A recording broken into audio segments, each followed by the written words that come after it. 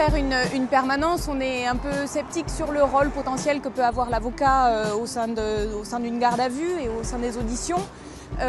Finalement, plus on en fait, plus on se rend compte que ce rôle est très important, important sur la forme, mais important aussi sur le fond. La première difficulté, c'est psychologiquement d'accepter une intrusion qui n'a pas du tout été faite sans douleur. Maintenant sur les affaires, on commence à avoir l'habitude, lors de la garde à vue, de voir les avocats.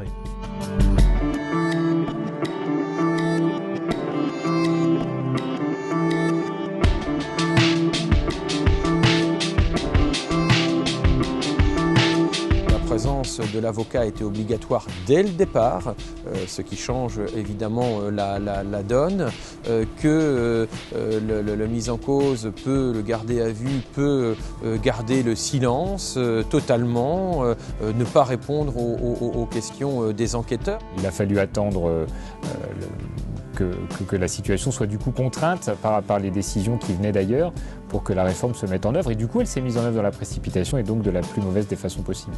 Je me suis aperçu aussi que notre efficacité était quelquefois limitée, que donc il était inopportun quelquefois de participer même à la garde à vue.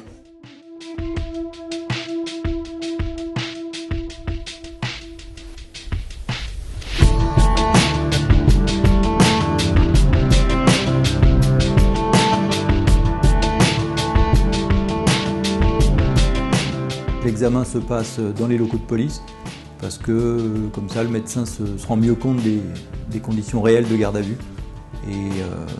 Alors que quand c'est à l'hôpital, on a de meilleures conditions pour travailler. Et ça ne ressemble pas à la garde à vue parce que les conditions de garde à vue, c'est le Moyen-Âge. L'accès au dossier, selon moi, devrait déjà exister et serait plus conforme, notamment à la Convention européenne des droits de l'homme. Oui, ça, c'est pas un dossier qui est énorme, mais c'est un dossier, voilà, c'est le genre de dossier qu'on a à minima sur des préliminaires. Donc, ça va forcément compliquer énormément les choses. Et l'avocat, le temps qu'il prenne connaissance du dossier, je vois pas matériellement comment ça va pouvoir se réaliser.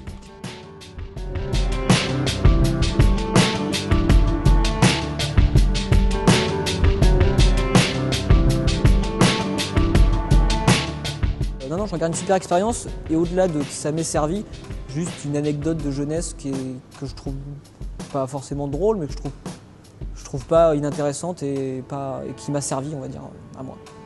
Là, on n'a plus aucun droit, c'est des cow-boys, c'est en gros, vous avez le droit voilà, juste de fermer votre gueule et d'encaisser, ils ont le droit de vous dire et de faire ce qu'ils veulent avec vous, vous ne pouvez rien faire.